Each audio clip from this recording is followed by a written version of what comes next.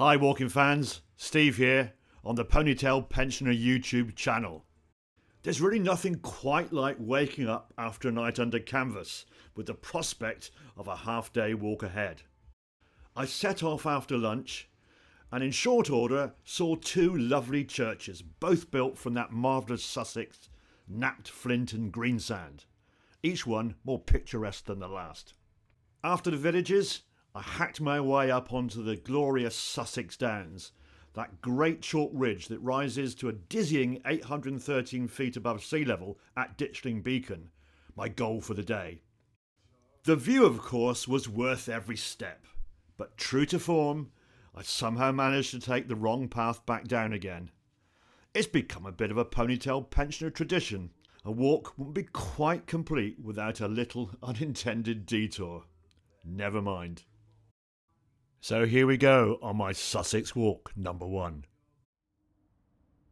For a few days I'm staying down at the Wholesome Hub's latest gig, which is Hickstead, down in deepest Sussex.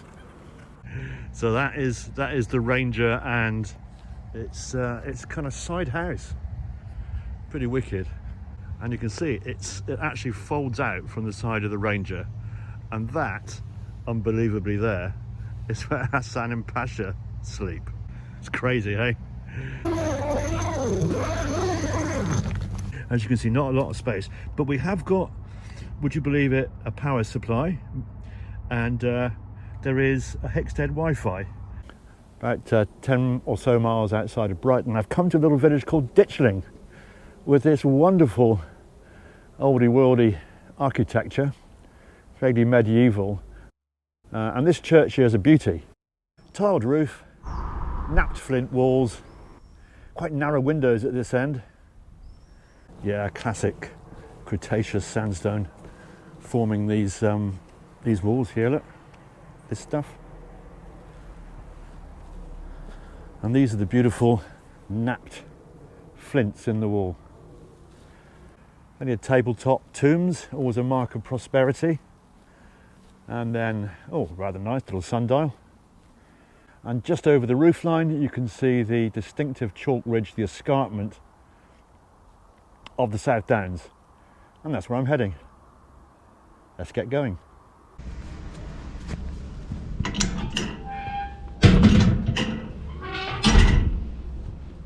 Heading for Ditchling Beacon. A couple of 100 metres worth of chalk ridge to climb. Looking forward to it.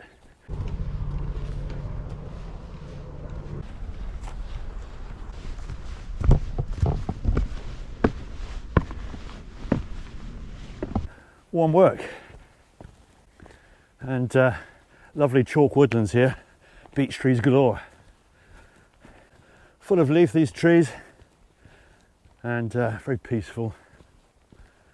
So splendid bit of coppicing here. If you look at this, these little, I assume, beech tree shoots, yeah, those look like beech leaves, don't they? That's a very distinctive shape of a beech leaf, until I look it up and find out it's an elm or something, or an ash. I'm going with beech. And coppiced, basically that means it's being cropped for twigs for use in thatch and fencing in times gone past. So this is terrific stuff. You can tell you're in a spoilt part of the country, because if there's a muddy bit on this path, they put a bit of planking in. How about that? Very civilised. I expect nothing less of walking in Sussex. Keeping my boots spick and span. And here's another one, and it's not even wet. They just demand to be walked on though. Built by the Monday Group volunteers. Well done Monday Group. I was very much approve of that. Village book library, free to borrow and donate at West Meston. Very comely little church. I guess that's the vestry on the left there. Very modest in proportions,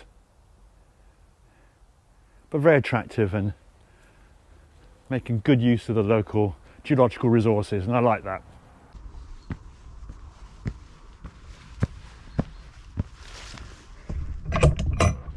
Going up the South Downs is a new one for me. So the last time I did this, the last time that I that I climbed up a chalk ridge was on the final day with Andy of walking and completing the mighty Southwest Coast Path. So I've got sort of memories being evoked of that, which is great. So looking forward to seeing a fort on top. Looking forward to a bit of a blow and get the heart rate up, and we'll see what we'll see. What a magnificent view over the Weald of England. Those hills in the distance forming the skyline, those are the North Downs. It's a butterfly. So I'm walking up this slope here. This is the scarp face of the South Downs, the steeper face. It's basically an asymmetric ridge. Let's have some climbing. So quite a hike up this, and I'm loving it. Well, this is a welcome, if brief, respite of shade coming up onto the top of the South Downs. A lovely, a very precipitous woodland. Just gone a tad hazy. Very, very warm. Well, you get a great sense of the escarpment here. I described it earlier on as an asymmetric hill ridge, and to my right, to my north, is a relatively steep slope, the one that I've just climbed up. Dead ahead is Ditchling Beacon, where I'm headed, over 800 feet above sea level. And as you look at the slope, it gradually descends all the way down to the sea, in fact, in the distance. And that slope I've just traced, that's called the dip slope. Called the dip slope because the dip or tilt of the rock strata is gently southwards in this area. So I'm walking across hundreds of feet of solid chalk, layer upon layer of it. And you can imagine in your mind's eye layers and layers of rock beneath those beautiful green fields of grass and pasture, odd bit of woodland, layer upon layer of chalk, all gently tilted. Anyway, enough of this geology. What am I saying, enough of this geology? You could never have enough geology. Geology and structure, actually. And enough of it, though, for the time being. We're going to mosey on to Ditchling Beacon and try and find the triangulation pillar, the trig point, 813 feet above sea level as measured at Newlyn, one of my favourite places in the world.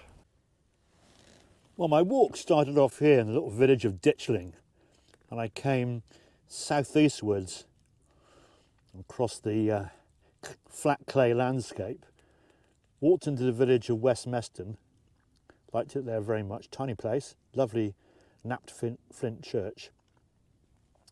Then I worked my way up onto the skyline, really, the ridgeline here, and then walked westwards all the way along the top of these beautiful chalk hills to here, where I am now, Ditchling Beacon. In fact, I'm on the trig point at the beacon, 248 metres, 813 feet in old money. Always sounds more that way. And you can see the tightly spaced, light brown, tan-coloured contours. This is the steep scarp face of the South Downs, and this is the gentler, southward dipping dip slope of the gorgeous South Downs. So I'm going to head a bit further westwards before I get to another ancient mound, a tumulus, before dropping down off the escarpment, down the scarp slope, and heading back to Underhill Lane and due north to Ditchling. Descent mode engaged. Going down a rather oddly named path, Burnt House or Burnhouse Bostel. So after a slight fracas, I'm back on the correct descent route, and it's Burnhouse Bostel. It's well gone 5 now. I've been tasked with supplying further wine related resources for base camp, so I'm heading back with all haste. Well, the path I should be on, walking fans, snakes down that side of the coombe, and I'm not going to hack across to it. I'm just going to swallow my pride. I missed the legendary Burnhouse Bostel path. I did a part of it and somehow got seduced into following this more direct one downhill, which is great. It leads me to the same place, but I've got a bit more of a lane walk to do. Well, down on the clay, I was up on that lot just a short time ago, 800 feet of lovely chalk downland, and now I'm walking over some clay fields. It's been about 7 miles, I guess, today. It's an afternoon walk. Can be fun now. That's my kind of path walking, fans. Lovely and clear, blindingly obvious. No chance of miscalculating, going on the wrong one as I've done in the last hour. And best of all, towards this lovely tree. Ah, splendid. Superb. A little bridge to finish with. Little footbridge. And that's it. That's it, walking fans. A good stiff climb, probably up 600-700 feet. Topped out at 800. Back into the warm embrace of Ditchling Hubland.